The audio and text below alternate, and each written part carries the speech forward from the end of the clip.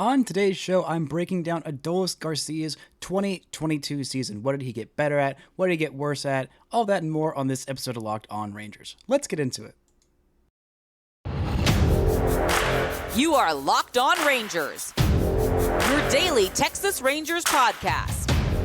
Part of the Locked On Podcast Network, your team every day.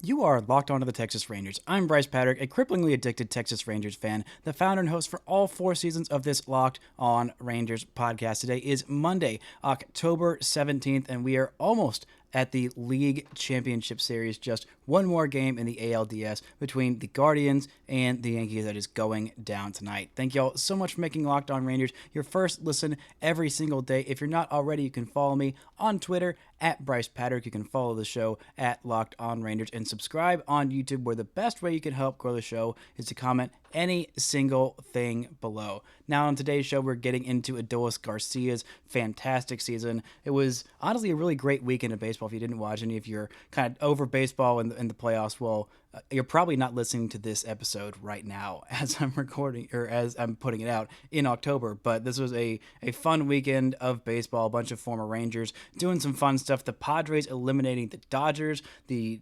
day that the Los Angeles Times wrote an article about how it's time to demolish the playoffs and just give the trophy to the Dodgers because they were so much better than everybody else, which was really funny and embarrassing. But you know who was really, really good this year was Adolis Garcia, building off his first ever All-Star season last year. Did not make the All-Star team this year, but might have been just a little bit better in quite a few key areas and solidified himself as a legitimate regular starter and above average, one of the better right fielders in all of baseball this season. He finished the year with a 3.6 baseball reference for 3.8 according to Fangraphs, with a slash line of 250, 300, 456 with 27 home runs, 34 doubles, 5 triples, 25 stolen bases for him on the season. A fantastic breakout year, and an OPS plus this year of 113. Last year it was just 100. So already, compared to his fellow peers, played a lot more right field, was pretty much the Rangers' primary right fielder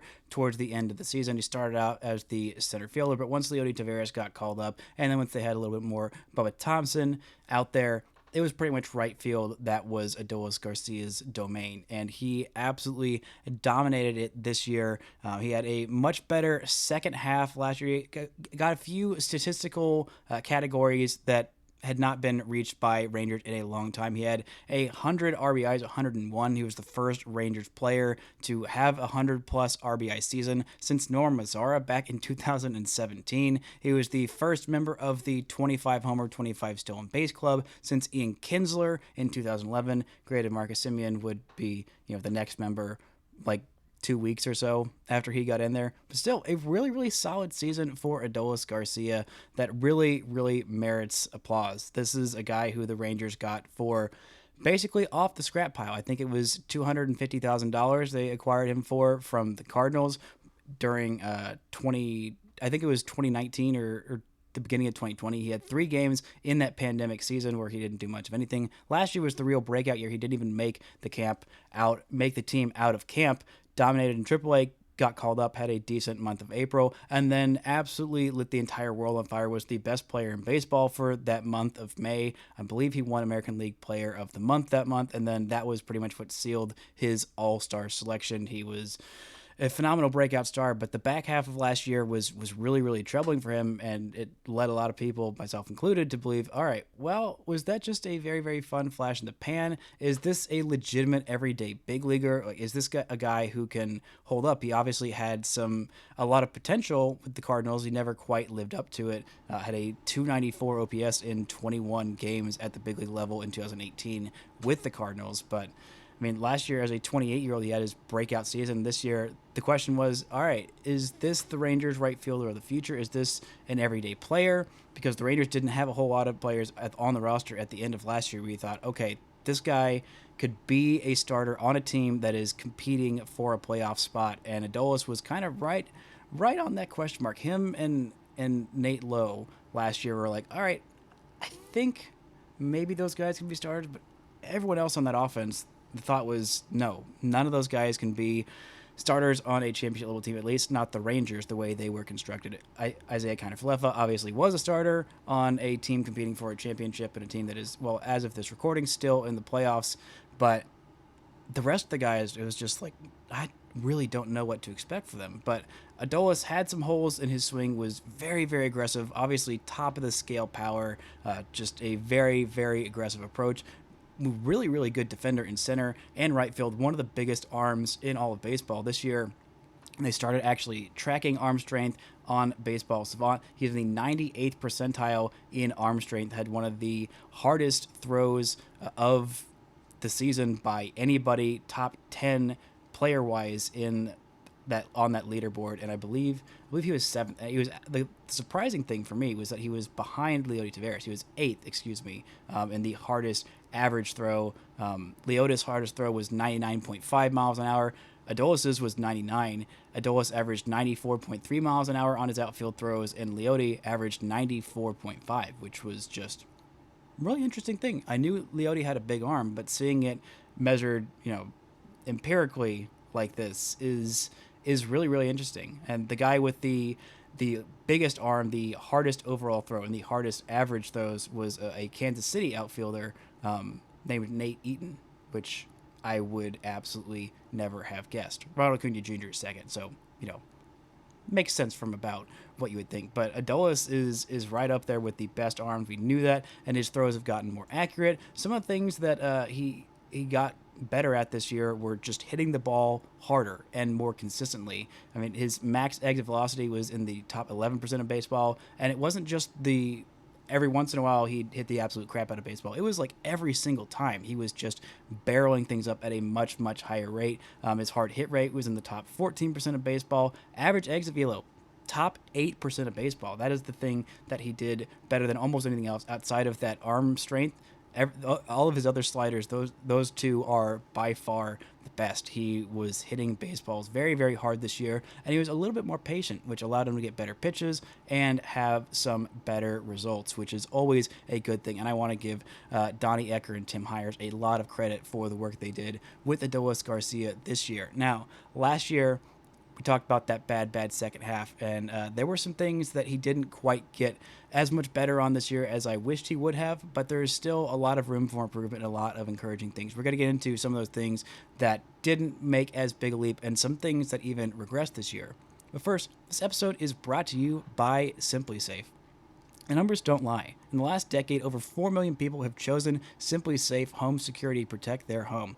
You don't earn the trust of that many people without doing something right. At SimpliSafe, your safety is the only thing that matters. I know because I use SimpliSafe in my own home. They protect you with cutting-edge security technology powered by 24/7 professional monitoring agents that always have your back. And here is why I love it, and so many other people love it as well. With 24/7 professional monitoring, SimpliSafe agents call you the moment a threat is detected and dispatch police or first responders in an emergency, even if you're not home. Their monitoring experts use proprietary advanced response technology to visually confirm when a break-in is real, so you get the highest priority police dispatch. Customize the perfect system for your home in just a few minutes at simplysafe.com/lockedonmlb. Save 20% on your SimpliSafe security system when you sign up for interactive monitoring plan. Get your first month free. Visit simplysafe.com/lockedonmlb to learn more. There is no safe like SimpliSafe. Now, one of the things that surprised me this year that he regressed on, Adolis Garcia, that is his defense. His defense last year was right among the best in Major League Baseball. He was switching positions a little bit more, played a lot of right field, center field, and left field, so much so that he wasn't invited to the Gold Glove ceremony named finalist for any of the three positions he played, even though I'm pretty sure he was at least in the top three for all of those positions. He was a darn good outfielder, but this year he took a little bit of a step back. Last year, his outfielder jump was in the top 3% of all of baseball, and or his outs above average, I should say, the top three among all of baseball, and the jump was in the top 12% of all of baseball. This year, that regressed a little bit. His outs above average was in the 66th percentile. That was a huge step down. And the outfielder jump was in the 71st percentile. The arm strength jumped up a little bit, about 4% this year, but he wasn't nearly as good or as consistent defensively, which I thought was a little confusing, that he played a little bit more right field and wasn't as solid as he was in center field, which didn't really add up, especially since he had an elite center fielder right next to him. Granted, even when he was in center field, he had an elite defensive right fielder in Joey Gallo next to him for the majority of last year. But still, just a little bit confusing. He was a little bit more inconsistent on defense. There were a couple of routine plays, some routes and stuff that just didn't look like the Adolis Garcia of last year. I don't know if that's a regression to the mean or he just like forgot how to defense, but that is something that really, really confused me. And one of the things that he did so well last year is he absolutely obliterated sliders, absolutely obliterated them in breaking pitches in general. Last year he had 13 home runs, like a 7% home run rate on breaking pitches. This year he declined very, very rapidly on those breaking pitches and sliders, especially. He swung and missed at 41.2% of breaking pitches this year, whereas last year it was just 34.2. So a 7% increase, which is pretty startling. His batting average went down over 50 points. The expected batting average went down 20 points. The slugging percentage went down 150 points against those breaking pitches. And that was definitely a thing that was concerning. But one of the things he did to make up for it was he slugged a lot better against off-speed pitches. Last year, he had some real trouble with changeups and those off-speed pitches, the splitter, the forkball, the screwball. Those are the off-speed stuff.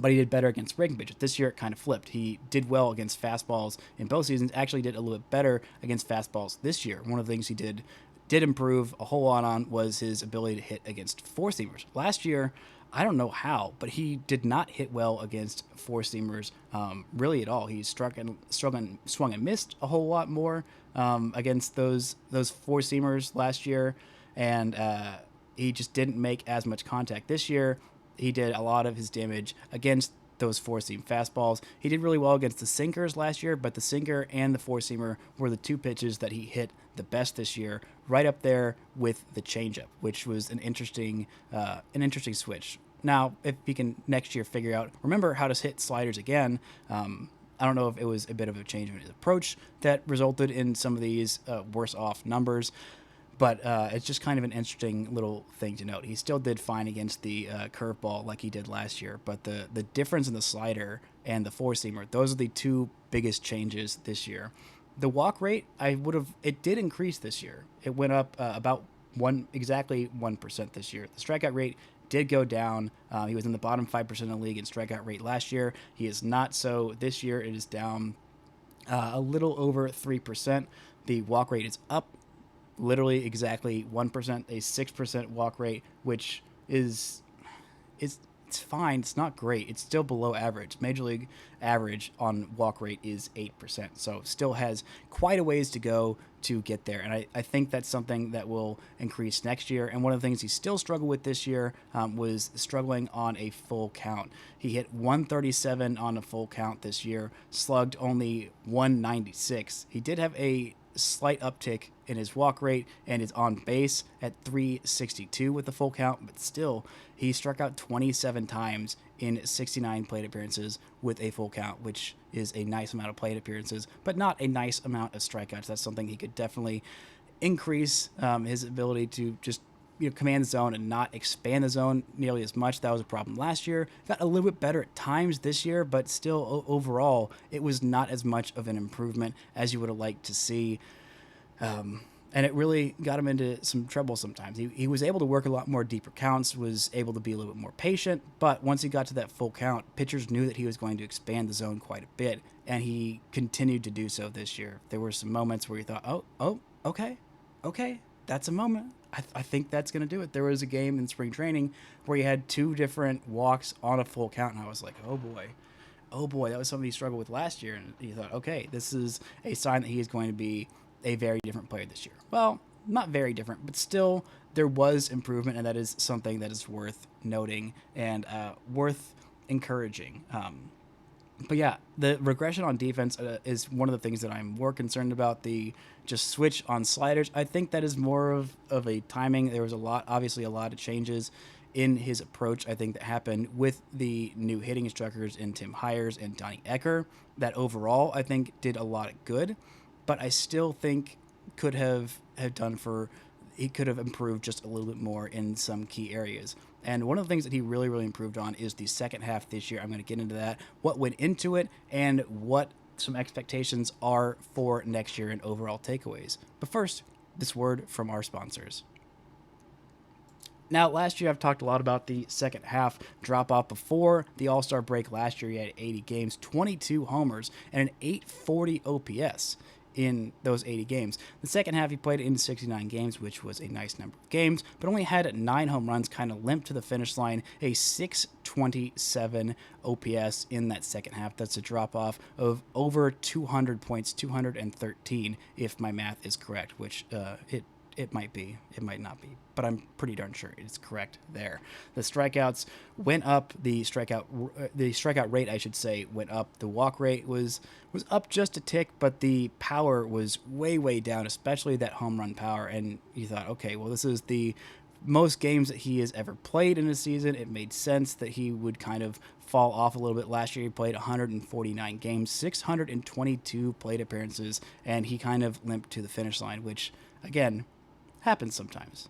It happens, the best of them. And Adolis last year was among the best of them, especially the best on this team that was in desperate need of something towards the back half of the season. And that first half was so much fun from Adolis. And after the trading Joey Gallo and Kyle Gibson and just completely crawling with no legs to the finish line in the second half last year, Adolis falling off was really frustrating. But this year, I think one of the things that the Rangers realized that Chris Woodward talked about when he was managing is that Adolis goes 120% every single game that he is out there. So giving him some more days off and giving him some more DH days would be very helpful. Last year, he only DH'd in 13 games. He played 134. 51 of those were in right field, 79 in center field.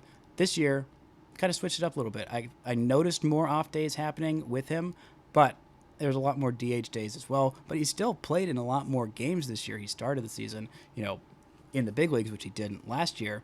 This year he played 93 games in right field, 88 of those were starts. In center field, he played 57 games, 45 of those were starts, so a lot more going from either DH or right field to center field to finish out a game. And then he DH'd 21 games this year, almost double what he did last year, and just giving him off his feet a little bit more, but keeping that big bat in the lineup because he was one of the Rangers' best hitters this year. I mean, he was the guy who drove in runs, and RBIs aren't nearly as important as they were in the 1960s. We're starting to realize there's a little bit more to it, and it's a little bit more of a team-dependent stat, but he was a guy who came up big. He hit in the cleanup hole. He did a lot of good things with runners in big positions, coming up close and late, because he was Mr. Close and Late again this year, and did really well in high leverage situations. In 149 plate appearances, he had a 905 OPS in those high leverage situations with 6 home runs. Medium leverage, that OPS was down to 788, and in low leverage, 642. So he's a guy who steps up when the moment is big, and the Rangers really needed him in these extra moments, especially extra innings. It's a very small sample size, but in 9 plate appearances in extra innings this year, he had a 984 OPS. He came up big when the Rangers needed him the most, and he did well as the Rangers cleanup hitter. That is a role that I think he is probably going to start off as next year. I think he could end up moving down to the number 5 slot in the order. This year, when he was batting third, that's when he did his best, batting fifth. That is when he did his best, a 938 OPS in 19 games as the number 5 hitter. Not quite as great batting cleanup, actually.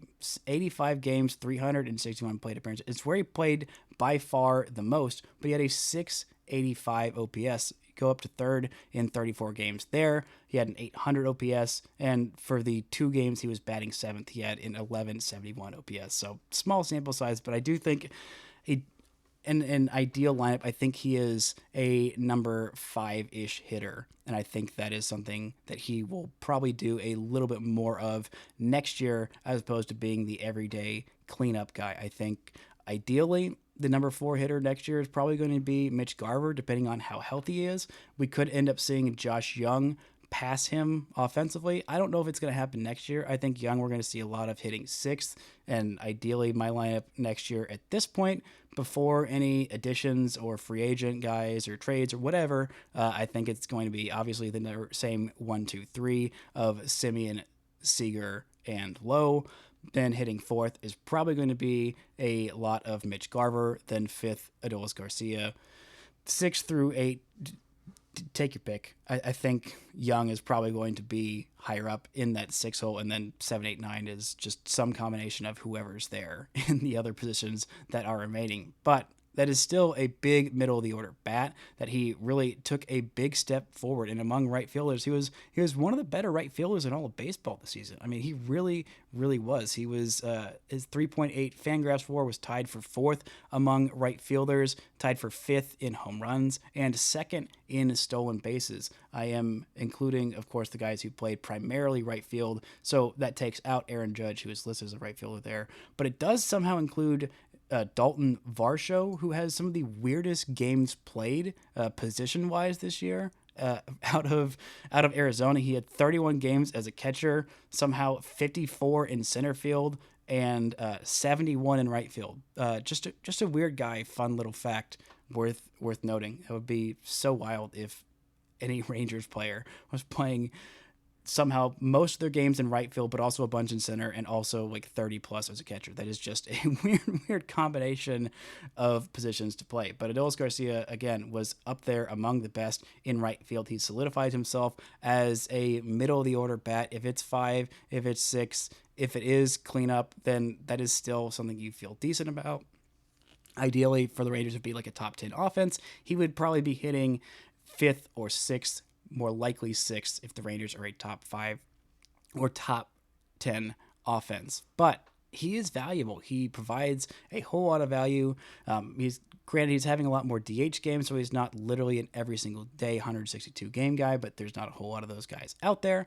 But I think being able to DH him, being able to put him in center, in right field, and ideally, if like the Rangers were the best version of themselves, they would be able to go get somebody and have him playing in center field, because overall he's bringing a little bit more to the table than any of the other center fielders on the roster, offensively at least. He's not quite as good defensively as Leody Taveras, but still, we've seen Leody Taveras and what he can do defensively, and having him in center and Adolis in right, whoever the heck you put out there in left field is going to make for a really darn good outfield defense from this Texas Rangers team next year. And I think it's going to be one of the biggest strengths this team has. But overall, Adolis Garcia, the thing that he brings, more importantly than just the power and the driving and runs and coming up close and late, is he is the engine that this team needs emotionally. He is the vocal person. He is the guy going out there and hyping guys up. There's not a whole lot of that on the team. Nathaniel Lowe and Simeon and Seager are all pretty quiet guys, not going to go out there and be all emotional and have all the flair and the excitement and the just straight up fun. That is one of the things that Adolis provided that was just more important than the 31 home runs that he had last year in a season where everything was really, really rough. Him providing those moments of joy for fans, the few diehards that were there watching all 162 losses. Adolis, you could be losing 10-2, but Adolis would hit the absolute crap out of baseball and then just gun down a runner at home plate that was stupid enough to try and test his arm and just pump his chest and flex and scream about it. And it was awesome. It's awesome. It's one of the things that makes baseball fun, is having these guys who can go out there in those big moments and hype your team up. And the Rangers don't have a whole lot of that on their team. A lot of quieter guys, a lot of, more laid back guys, and occasionally you need some kind of like instigator, some kind of Ruben Odor or Ian Kinsler, some kind of, I don't know if I'd qualify Adolis as scrappy or something like that, but he is a guy who provides a lot of emotion, and over 162 game season, it can get boring, it can get depressing, it can get exhausting, and having a guy to provide that energy, that spark, that life is super, super valuable. And I think that goes beyond the WAR metrics, the advanced numbers, the traditional numbers that he provides a lot of value in. I think that is one of the more important things that Adolis Garcia provides to this team, and a big reason why the Rangers actually, I think, have a chance at competing next year. Not only the fact that he does that, but also the Rangers got him basically for free and for nothing. And they had a lot of aspects of this team to improve from 2020, moving towards a contending team. They obviously had a lot of pieces that they had to trade, but Adolis Garcia was a guy you could keep on there. You have him under contract for the next several years. And the Rangers don't have to go and look this offseason at improving the offense. They don't have to go look for a right fielder or a center fielder or whatever, because they've got this guy on the cheap. You can go allocate your dollars towards the huge upgrades in starting pitching that you desperately need. And that is the kind of thing that enables a team to go through that rebuild a little bit faster, is winning these little marginal moves, making a gamble of paying $250,000 to the Cardinals to go get this guy who showed a lot of promise but couldn't quite figure it out, and trusting your coaching staff and trusting the player to figure it out and giving him that opportunity to do so, which the Rangers did. And that is one of the better moves that they have made during this very, very quick rebuild timeline that has made it possible. And it is a huge, huge win for the Rangers. Very, very glad Adolis Garcia is on this team, and I am so excited to see what he can do next year. In terms of next year, some things that I would like him to improve on. One of the things that I wanted this year, I wanted a batting average around 250, and on base, I'm like, it's got to be at least 300. Well, he did exactly 250 batting average, exactly a 300 on base percentage. The overall power numbers went down just a little bit, but it wasn't like he was going to have another month where, in case you forgot, in the month of May, he hit 11 home runs last year when he was the best player in the American League for an entire month. That was his second month being a full-time starter in the big leagues, which was pretty darn impressive that he went that ham. Granted, he didn't come anywhere close to that kind of home run production for the rest of the year. Or this year, the most home runs that he had in a month, I believe, was 7. 7 in the month of June. He also had 6 in October and September combined. But still, this guy provides a lot of value, a lot of emotional value. Like, there is just a whole lot there. And next year, I want the to figure out, keep that success against changeups, figure out again how to hit sliders, be a little bit better in those full counts, and get back to that same level of defense that he showed in 2021. I know it's there. He has got the huge arm. He has got the speed, the every other little tool you might need to succeed defensively in the outfield, and get that on base. Let's say 315 next year. Walk rate improve, 315 on base, definitely doable. Maybe he can hit that 30 home run plateau next year. I bet he can do it, because he's definitely got all the tools to do so. And if he's walking at a high rate, he's getting those better pitches, and he's probably doing a lot more damage. And if he can figure out how to hit changeups, four-seamers, and sliders, that's the vast majority of pitches that major leaguers are throwing these days. So that is going to lead to some big offensive changes next year. If he is thriving in that 5-hole, that is going to be a huge boost for the Rangers, and maybe get them over the line to break that playoff drought. So that next year, instead of doing player reviews in October, I can be talking about the Rangers in some playoff baseball, maybe even an ALCS. Who knows what's possible? Adolis Garcia can go from end-of-the-bench guy acquired for $250,000 to an all-star and prove to be a major league regular. Anything is possible for this Rangers team next year. That's going to do it for this edition of Locked On Rangers. For your next listen, go check out Locked On MLB with Paul Francis Sullivan. Please call him Sully, giving you all the action that's going on in the playoffs, bringing his unique perspective on the major leagues past and present. It is free and available wherever you get your podcast. Thank you all so much for listening and subscribing. And until next time, don't forget to enjoy baseball.